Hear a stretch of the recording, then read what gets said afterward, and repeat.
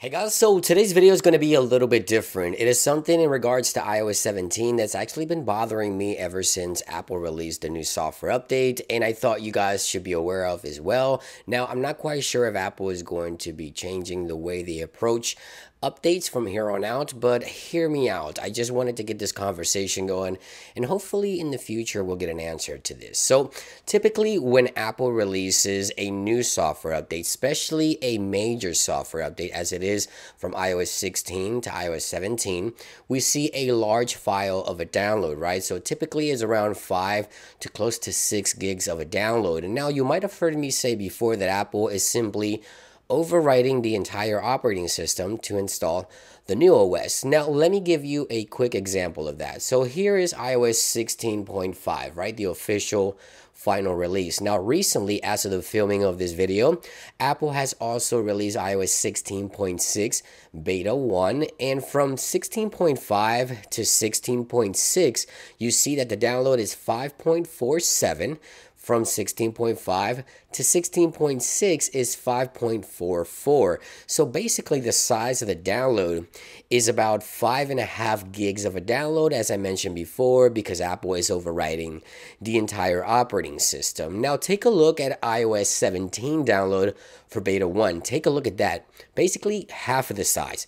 2.9 gigs, so basically half, right? Now, I want to talk about in this video something that I think Apple is doing with iOS 17 that I think you should know about. So let's go ahead and dive right into this one. Okay, so I updated my iPhone 14 Pro Max from iOS 16.6 Beta 1 to iOS 17 Beta 1 on June 5th, and that download was approximately 3 gigabytes. So 2.9, I'm going to round it out to 3 gigs, right? And iOS 16.6 was about 5.5 gigs. So just to be nice, I'm going to say this one's 6 and this one is 3. That equals 9 at the most, right? So if Apple is taking a new approach, instead of overwriting the entire operating system, the software should be theoretically 9 gigabytes, right? Because 6 plus 3 equals 9. If we go here into general, we go into iPhone storage and we scroll all the way to the bottom, the iPhone will tell us what the actual size of iOS 17 is, and that is 11 gigs. So I'm not sure where this number is coming from, to be honest, if we look at it this way, but maybe Apple can answer that question later, or this could be a bug as well.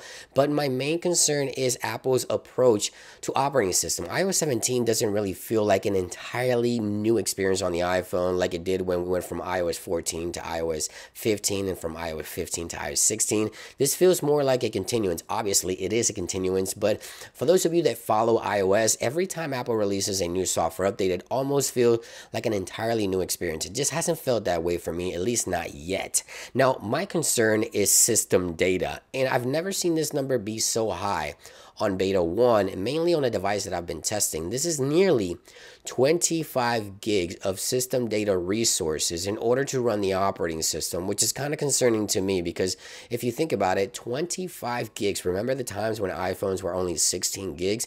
That is kind of crazy that we now have an operating system and system data requirements so large. And yes, the iPhone is 128 gigs, but if you add this up, then you're already losing about 25 gigs of that.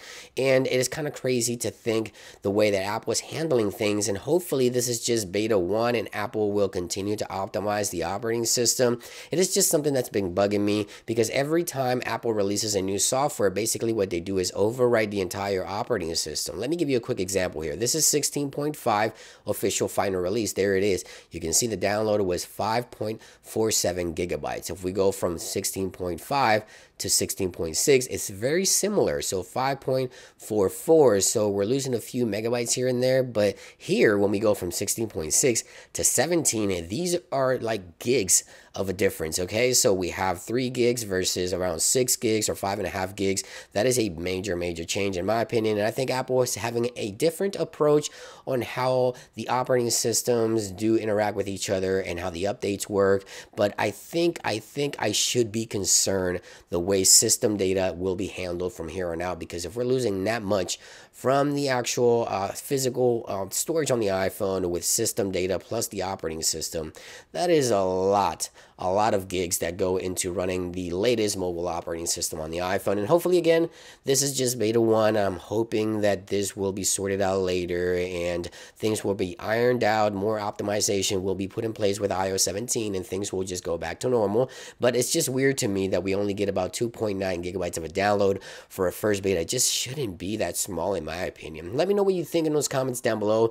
If you really know what's happening here, because I don't really know, let me know in those comments down below. But it just seems different. I've been covering iOS for years and this is the first time I really see a small download file for such a major software update. There you guys have it. Just wanted to share that. It's been bugging me. Thank you for watching. I thought you guys should know. I'll see you guys on the next one.